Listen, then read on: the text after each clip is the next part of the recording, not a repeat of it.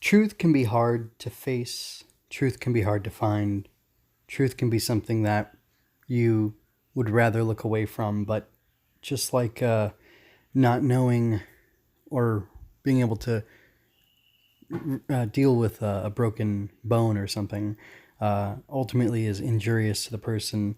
I think rejecting the truth and choosing to look away from it is ultimately deleterious to people, and I think that's something shown in this episode of Kamen Rider Zero-One. This is MJ. I love tokusatsu, and I'm here to talk about Kamen Rider Zero-One Episode 4. It kind of hits on a lot of things that are interesting to me. By the way, I'm trying a new thing on the YouTube version of it, which is just kind of a slideshow of every image that I took, and it's stretched out over the course of these 10 minutes that I'll be talking over the images, the screen grabs from the show. So they're going to kind of pop in and out randomly, not really related to what I'm talking about, but at least they'll show you, I captured all the forms and things like that of the show. But besides this thing about the truth and, looking away from it or not, there is an aspect of the show that I feel like I could talk for an hour or more on the themes of artificial intelligence and, like artificial intelligence rights or human rights, robot human rights, that kind of thing. And like massive corporations and governments and crony capitalism and all those things, and how those are threats to people's freedoms, and how that's displayed in fiction and how it's portrayed and understood in the real world. I happen to come from a school of thought, or identify with a school of thought, that says that most people are wrong, that the mega corporations aren't actually ruining our lives, aren't actually damaging people or destroying them to as great an extent as one might think. And I have reasonings for that, for why I think that they're not as harmful as they are presented by a lot of the people. But I don't want to get into that because I'm mostly here to talk about Kamen Rider. But I feel like I had wanted to talk about a lot more in each episode. But like I said, I am actually on a 10-minute limit. And at like 9 minutes and 30 seconds, I'm just going to have to stop reviewing and or talking about the episode and just do my outro. And that'll be it. But in the past, I was almost impatient. I was almost going to complain, but it's been interesting that the way this show is set up, or seems to be set up, is that it keeps doling out a little bit more of information in every episode. And it's I think I'm enjoying the world building. I think it's pretty smooth, pretty organic.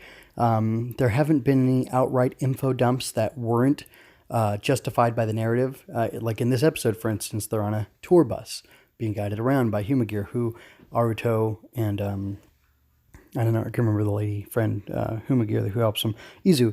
I did remember. They're inspecting this lady, this Humagear, and seeing how good of a job she's doing for the company that she's been sold to, that she works for, and she's explaining stuff about Daybreak Town. Yeah, Daybreak Town and the incident from 12 years ago, and you see little inflections of emotion on Aruto's face. It's pretty subtle, but it's there for the audience. You get to see Go reacting to, and then later on, the kids start making fun of him or mocking him for his dad, having caused all these deaths, which is terrible. So they're teasing him, bullying him, whatever. Not that it's not a big deal, but just it's fake. It happened in the story, and it serves a purpose overall. And by the end, the kids are apologetic to him for having been jerks to him. But I think it's really interesting how this is all being doled out. In the end of episode 3, I think we learned, or maybe it was 2, I don't know. We learned that there's some guy who knows that Aruto is the, Kamen Rider Zero-One, and that Zero-One, that the president or CEO of Hedon Industries is this person who uses this, belt and whatever. We realize that Yaiba knows more than Isamu does, and then we get this interesting thing where it looks like there's going to be this whole secret identity set up for Aruto, but he just comes out and transforms right in front of Isamu and Go, actually. And Izu says something to him like, "Oh, you can't reveal your identity, or you shouldn't." And he's like, "Nah, I'm going to do it." because, as the CEO, I want to take responsibility for this mega corporation. By the way, well, anyway, and I just found that to be pretty interesting. I like how moral and ethical he is, and it's interesting that he's an outsider. He wants to be a comedian. Obviously, he benefited from, was privileged by being a part of the Hedon family, and even though his dad was a Humagir or whatever, or it looks like he was. Anyway, but he still has this sense, this morality and this ethic where, like, well, I want to be honest, and I don't want to, profit off of being deceptive. And if that gets, if the company tanks because of me revealing evil that the company's done in the past, then so be it. And he just kind of wants to let the chips fall where they may, to use an old phrase. And that's really admirable about him. And I like how they're showing him coming into the business world as an outsider and what that means, because it kind of allows us as the viewer to get a different perspective on like a mega corporation like that. But you still have the evil aspects of it. Like the vice president seems pretty shady. And I like the fact that they're setting that concept up. And then in the beginning of the episode, when they showed the Miss Bus Guide was explaining things, there's a map shown, and it shows like anywhere from like 8 to 15 different corporations that have their logos all over this map of Daybreak Town that they were building up as this super city, or like this amazing planned out city. And it was, done by these megacorps. And ultimately there was, the incident with the Mitsubishi.net terrorists corrupting the Humagir and causing them to, go berserk and cause all these negative things to happen. But ultimately we learn that it was not the Humagirs specifically that went bad. And it wasn't this guy's dad who caused the explosion, and he wasn't at fault. He actually was a hero, and he did the right thing, even though it cost him his life. And I think that's really interesting, because there's kind of going back to the theme of like facing the truth and owning up to things. I don't know. Maybe that doesn't work. Anyway, I need to start wrapping this up. The gorilla form, the hawk form, they were good. I like the detail about how the grasshopper, rising hopper, like the faceplate splits and goes to the sides of the head, and it forms these weird like side antennae horn things on Zero-One, how the new thing kind of overplaces it, and like those red spots under the armor, that's where the new armor goes, and the green stuff just slides aside. It's pretty neat. It's interesting.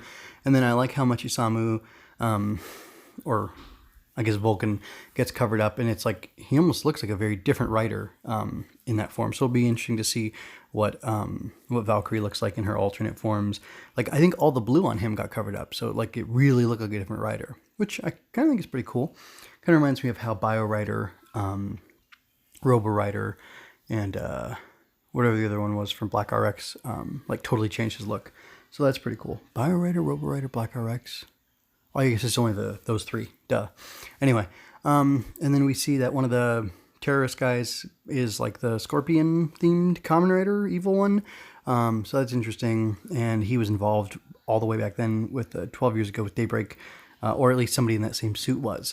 We don't know if that was that guy. We don't know if that guy's ageless or anything about him. So, like I said, there's mystery being doled out, and there's a lot of information that we don't know about the show. And I think it's pretty interesting, pretty suspenseful. And like I'm engaged overall. There's some things I don't like about the narrative, like Izu just makes solutions for Aruto to implement. Like AI computers are figuring out what the hero needs to do in order to win. And I don't know, that like kind of takes away from the hero's heroism, doesn't it? If he doesn't have to put in the hard work, if he just gets handed something literally thrown to him or thrown at him, and then he uses that for, overcoming things. How good is that? I don't know. Is that a problem to you as it is to me? Let me know in the comments, please.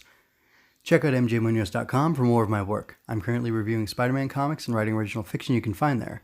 I'm also participating in Tokutember, making tokusatsu-inspired art for the month of September. I'm an aspiring author who will gladly accept your financial support through coffee. MJ Loves Toku can be found on YouTube, iTunes, Google Play, Stitcher, Spotify, and mjmunoz.com/MJLT. Relevant links are in the show notes.